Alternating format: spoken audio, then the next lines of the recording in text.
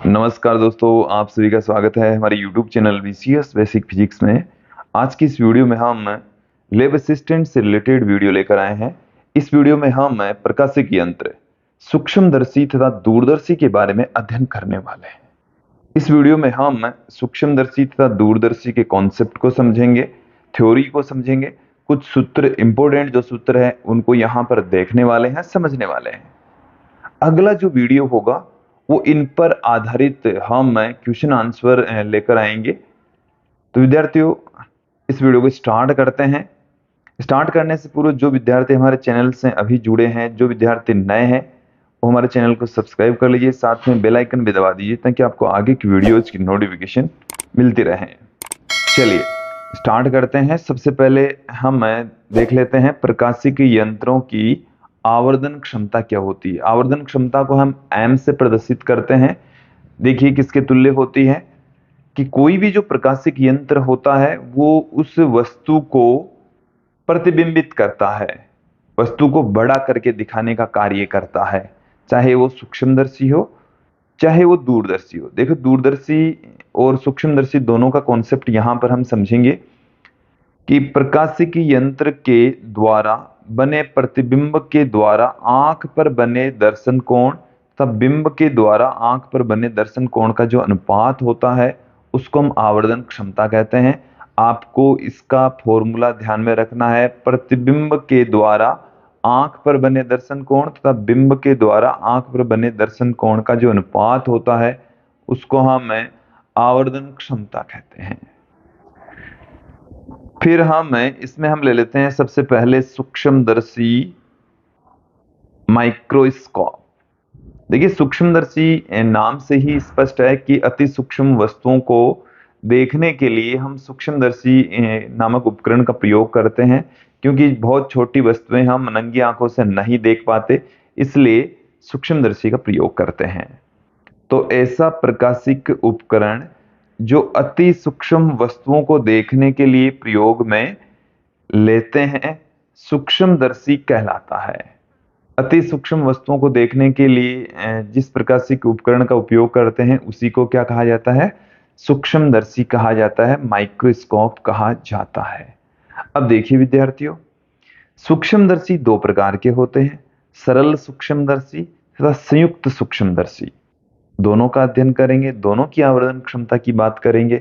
तो अब यहां पर देख लीजिए, इसमें आपको क्या क्या ध्यान में रखना है कि सरल सूक्ष्मदर्शी में एक उत्तल लेंस होता है। क्या होता है? उत्तल लेंस, जिसकी फोकस दूरी कम होती है। फोकस दूरी कम रखनी है।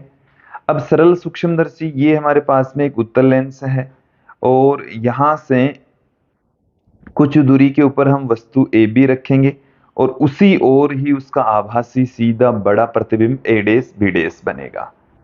तो सरल सूक्ष्मदर्शी के अंदर जो प्रतिबिंब है वो वस्तु से बड़ा बनता है, सीधा बनता है और आभासी बनता है। क्लियर? इसे इसकी आवर्धन क्षमता फाइंड आउट करने के लिए ये हमारे पास में एक वस्तु है और वस्तु से आंख की जो दूरी है उसको हम कैपिटल डी से लिख रहे हैं। वस्तु के द्वारा आंख पर बना जो कोण है वो है अल्फा। प्रतिबिंब के द्वारा आंख पर बना जो कोण है वो है बीटा। तो आवर्धन क्षमता m बराबर क्या आ जाएगी? प्रतिबिंब द्वारा आंख पर बना दर्शन कोण, बिंब द्वारा आंख पर बना दर्शन कोण, m बराबर आ गया बीटा अपॉन अल्फा। इसे हम लगभग टेन बीटा और लगभग टेन अल्फा के इक्वल भी पुट कर सकते हैं। तो यहां से टेन अल्फा, तो इस डायग्राम से देखिए लंब बट्टे में आधार, तो ए बी बट्टे में कैपिटल डी हो गया। अब टेन बीटा यहां से देखिए लंब तो हो गया ए डेस बी डेस और आधार हो गया है बी डेस ओ। तो बी डेस ओ तो है वी के बराबर, और तो ये हमारे पास में आ गया ए डेस बी डेस अपॉन वी। और इसे हम इस तरीके से भी लिख सकते हैं, क्योंकि टेन बीटा ए डेस बी डेस, देखो यहां से देखेंगे टेन बीटा लंब तो हो गया ए डेस बी डेस बट्टे में वी। इसे आप ऐसे भी पुट कर सकते हैं, ये वाले ट्राइंगल के अंदर भी यूज में ले सकते हैं, ए बी अपॉन में यू, दोनों पुट कर सकते हैं। तो देखिए हमने क्या कर दिया, tan beta A B upon u, tan alpha A B बट्टे में डी, ए बी से ए बी कैंसिल हो गया, डी बट्टे में यू आ गया। ये आपको ध्यान में रखना है विद्यार्थियों, काफी महत्वपूर्ण फॉर्मूला है, दिमाग में फिट बैठा लीजिए, ये इसका व्यापक फॉर्मूला है। क्लियर। अब इसमें हम दो कंडीशन लेकर चलेंगे कि यदि जो प्रतिबिंब है वो न्यूनतम स्पष्ट दूरी पर बनता है, v बराबर माइनस डी हो, v बराबर कितना हो, माइनस डी। लेंस सूत्र में v बराबर माइनस डी पुट करके हम यहां से इसकी आवर्धन क्षमता निकालेंगे। लेंस सूत्र होता है ये वाला, 1/f बराबर 1/v माइनस 1/u। इसमें हम u का मान तो माइनस यू, v का मान माइनस डी पुट कर देंगे। देन हमारे पास में देखिए 1/f, v की जगह पर हमने रख दिया माइनस डी, u की जगह रख दिया माइनस यू, तो ये आ गया। हमें 1/u की वैल्यू चाहिए, तो इसको बराबर के दूसरी तरफ ले गए, तो 1/f प्लस 1/d, और d से इसको गुणा हमने कर दिया, तो d/u बराबर d/f प्लस d/d, d/d हो गया 1, और d/u m होता है। तो इस स्थिति के लिए हमारे पास में m बराबर आ गया है 1 प्लस d/f, कि जब न्यूनतम स्पष्ट दूरी पर बनता है तब ये हो जाएगा। देखिए आपके पास में व्यापक फॉर्मूला तो m बराबर d/u ही है सरल सूक्ष्मदर्शी के लिए, लेकिन जब अंतिम प्रतिबिंब न्यूनतम स्पष्ट दूरी पर बनता है तो 1 प्लस d/f। और यदि अंतिम प्रतिबिंब कहाँ पर बने, अनंत पर बनता है, तो u बराबर माइनस यू, v बराबर माइनस वी, लेंस सूत्र में पुट कर देंगे, इसमें पुट कर दीजिए। v की जगह हमने रख दिया, v की जगह हमने क्या रख दिया, अनंत, u की जगह माइनस यू, माइनस माइनस हो गया प्लस, 1/f बराबर आ गया 1/u, और जिससे आवर्धन क्षमता कितनी आ गई, कैपिटल M बराबर D बट्टे में F आ गई है। तो आवर्धन क्षमता के हमारे पास में सरल सूक्ष्मदर्शी की आवर्धन क्षमता है, उसके 3 फॉर्मूले हो गए हैं। वैसे आपको यही चीज ध्यान रखनी है, व्यापक फॉर्मूला ये है, जब न्यूनतम स्पष्ट दूरी पर बनता है तब ये है, और अनंत पर बनता है तब ये है। F उस लेंस की फोकस दूरी, D उसकी न्यूनतम स्पष्ट दूरी होती है। क्लियर। तो ये आपको ध्यान में रखना है। अगले पार्ट की ओर बढ़ते हैं, संयुक्त सूक्ष्मदर्शी। देखिए सरल सूक्ष्मदर्शी की जो आवर्धन क्षमता होती है वो 10 से कम होती है। इसका मतलब जो प्रतिबिंब है वो 10 गुणे से ज्यादा बड़ा करके नहीं दिखा सकता। तो बड़ा करके दिखाने के लिए हम क्या करते हैं, अधिक आवर्धन क्षमता प्राप्त करने के लिए हम दो लेंसों का उपयोग करते हैं। दोनों लेंसों के संयुक्त प्रभाव से आवर्धन बढ़ जाता है, और इस व्यवस्था को हम संयुक्त सूक्ष्मदर्शी कहते हैं। तो संयुक्त सूक्ष्मदर्शी में क्या होता है, दो उत्तल लेंस लगे होंगे और उसकी जो आवर्धन क्षमता है वो बढ़ जाएगी। तो संयुक्त सूक्ष्मदर्शी में दो उत्तल लेंस लगे होते हैं और दोनों के संयुक्त प्रभाव से वस्तु का अंतिम प्रतिबिंब प्राप्त होता है। यहाँ पर ये डायग्राम आपके सामने है, जो आंख की ओर होता है उसको हम नेत्रिका कहेंगे, और जो वस्तु की ओर जो लेंस होता है उसको हम अभिदर्शक लेंस कहते हैं। अभिदर्शक का द्वारक छोटा, देखो इसकी साइज छोटी, जबकि नेत्रिका का द्वारक बड़ा, नेत्रिका की साइज बड़ी होती है। ये डायग्राम है, एक बार इसे समझ लीजिए कि हमारे पास में ये वस्तु है ए बी, अभिदर्शक से इसका प्रतिबिंब बनता है ए डैश बी डैश, उल्टा, वास्तविक वस्तु से बड़ा। क्लियर। दोनों लेंसों के बीच में बनता है। ये जो ए डैश बी डैश है वो नेत्रिका के लिए आभासी बिंब का काम करता है। तत्पश्चात इसका जो अंतिम प्रतिबिंब है वो ए डैश बी डैश बनेगा, उल्टा बनेगा, फाइनली उल्टा है, पहली वस्तु के सापेक्ष उल्टा है। वैसे ए डैश बी डैश के रेस्पेक्ट तो ये सीधा ही है, लेकिन पहले प्रतिबिंब के रेस्पेक्टिव फाइनल जो प्रतिबिंब है वो उल्टा बनेगा, वस्तु से काफी बड़ा बनेगा, आभासी बनेगा। क्लियर। इस डायग्राम को आप समझ लीजिए। यहां से आप इसका फॉर्मूला भी फाइंड आउट कर सकते हैं। मैं यहाँ पर लंबी चौड़ी आपको थ्योरी नहीं बताऊंगा, सीधे फॉर्मूलों की यहाँ पर चर्चा करेंगे। ये वस्तु है ए बी और आंख पर बना जो कोण है वो है अल्फा, और यह है न्यूनतम स्पष्ट दूरी डी। इसमें जो प्रतिबिंब के द्वारा, प्रतिबिंब ये हमारे पास में है ए डैश बी डैश, उसके द्वारा आंख पर बना कोण ये रहा बीटा, ये वाला कोण कितना है, बीटा है। क्लियर।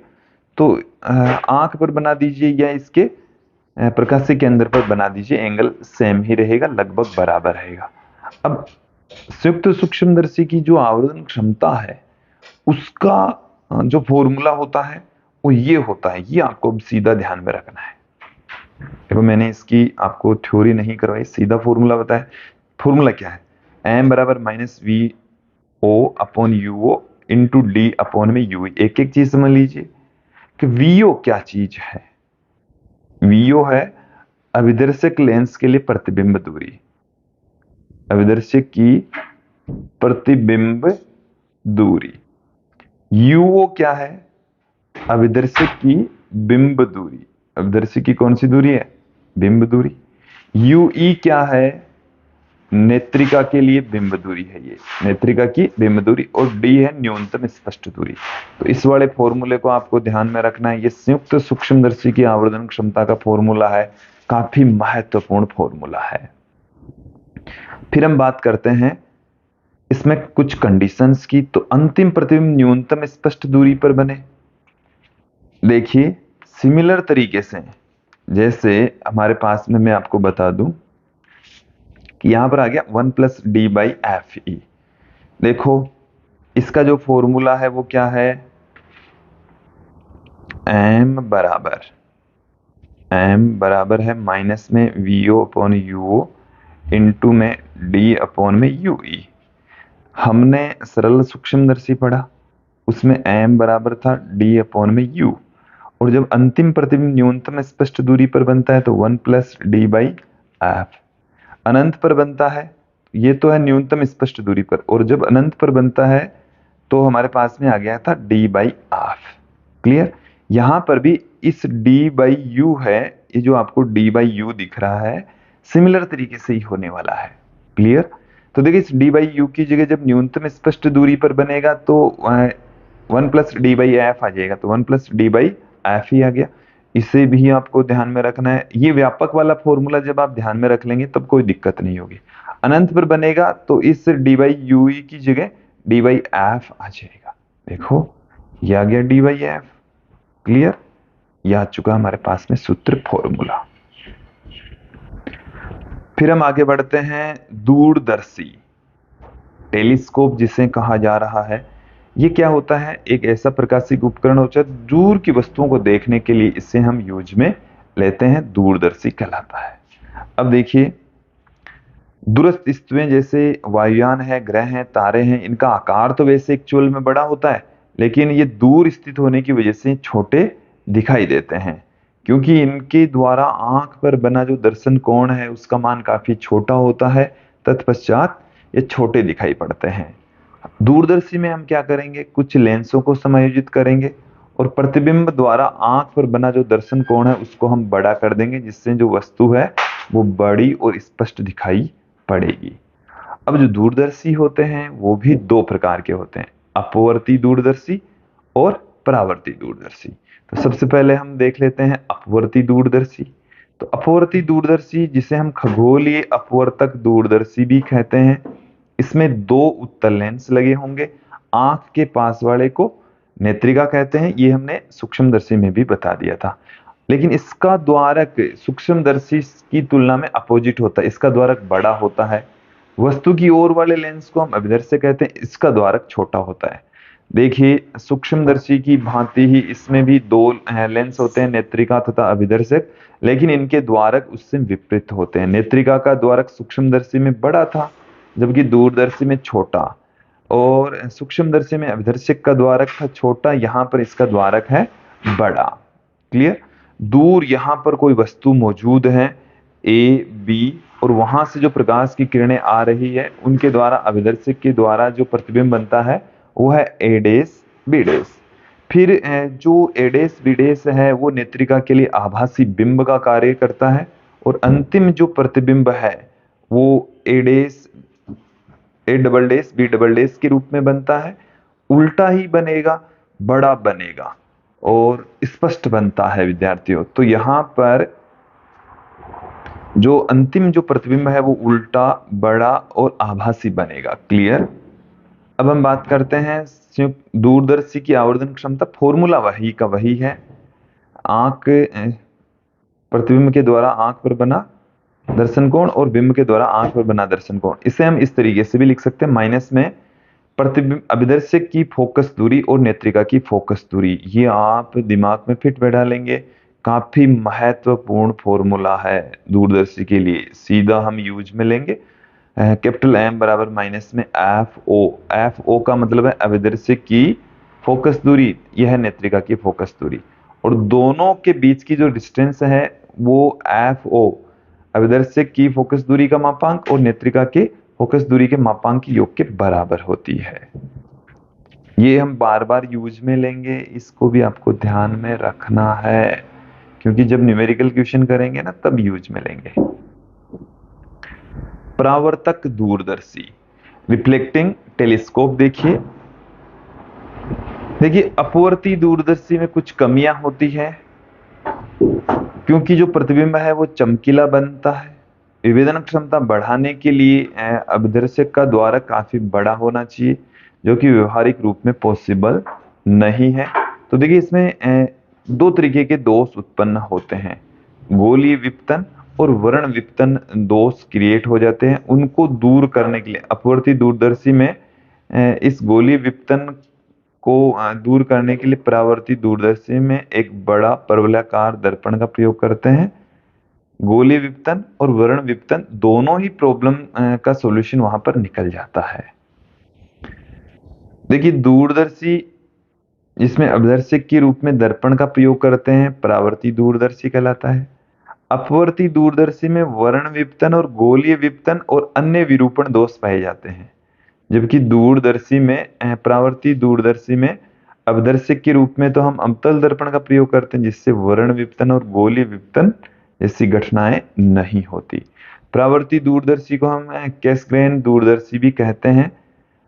देखिए बनावट आप समझ लेंगे, यहाँ पर हमारे पास में एक इस तरीके से एक अवतल दर्पण लगा होता है, और यहाँ से जो प्रकाश की किरणें आ रही है, ये प्रकाश की किरण आ रही है, ये वाली प्रकाश की किरण आ रही है, यहाँ से ये अवतल दर्पण से टकराएगी, और एक उत्तल दर्पण यहाँ पर लगा होता है, ये वाला एक उत्तल दर्पण लगा होता है, इससे टकराएगी। इससे टकराने के पश्चात ये जाती है फिर एक उत्तल लेंस में, जो कि नेत्रिका के रूप में काम करता है। तो यहाँ पर इसका अंतिम प्रतिबिंब प्राप्त होगा। क्लियर? इसकी आवर्धन क्षमता भी जो परावर्ती और अपवर्ती दूरदर्शी की आवर्धन क्षमता का फॉर्मूला सेम है, आपको ध्यान में रखना है, काफी इजी है काम। तो ये है एफ ओ अपॉन में एफ ई। एफ ओ का मतलब आप समझ गए होंगे अवतल दर्पण की फोकस दूरी, एफ ई का मतलब नेत्रिका की फोकस दूरी। तो विद्यार्थियों आपको इसमें कौन कौन सी चीजें ध्यान में रखनी है, एक तो ये वाली चीज ध्यान में रखनी है, काफी महत्वपूर्ण है। दोनों ही दूरदर्शी के लिए लेंस आवर्धन क्षमता का फॉर्मूला सेम होता है, और इसका दूसरा नाम कैसग्रेन दूरदर्शी है। इसके साथ में आपको ये भी ध्यान में रखना है कि भाई इसमें अभिदर्शक के रूप में किसका प्रयोग करते हैं, तो अभिदर्शक के रूप में हम एक बड़े आकार के अवतल दर्पण का प्रयोग करते हैं। क्लियर? और नेत्रिका के रूप में यहाँ पर उत्तल लेंस लगा होता है। साथ में इसमें वर्ण विपतन, गोली विपतन और अन्य विरूपण दोष नहीं होते, जबकि अपवर्ती दूरदर्शी में ये कमियां होती है। इस वजह से ही परावर्ती दूरदर्शी की आवश्यकता पड़ी। क्लियर? यहां पर आप और ध्यान देंगे कि अपवर्ती दूरदर्शी के अंदर भी फॉर्मूला तो यही होता है, ये काफी महत्वपूर्ण है, यही फॉर्मूला है। क्लियर? इसके साथ में जब न्यूमेरिकल हम क्वेश्चन करेंगे देखेंगे, तब आपको ये भी ध्यान में रखना है कि जो दोनों लेंसों के बीच की जो डिस्टेंस है वो एफ ओ और एफ ई दोनों के मोड के बराबर होती है। ये इसकी बनावट है। ये तो दूरदर्शी था। इसके साथ में आपको जो सूक्ष्मदर्शी है उसमें भी सारे फॉर्मूले ध्यान में रखने हैं, जो हमने इम्पोर्टेंट बताए। वो अंतिम प्रतिबिंब कहाँ बनता है, किस प्रकृति का होता है, कितना बड़ा बनता है, ये भी आपको ध्यान में रखना है। तो ये था विद्यार्थियों आज का हमारा वीडियो। इसका संपूर्ण और बड़ा वीडियो देखने के लिए आप क्या कर सकते हैं, YouTube पर जाइए और ये टाइप कीजिए, ये कि BCS 12th डैश हैश 130, तो आपको इसका संपूर्ण बड़ा वीडियो मिल जाएगा। हमने शॉर्ट में छोटा सा बताया है। क्लियर? आज के इस वीडियो में इतना ही। धन्यवाद दोस्तों।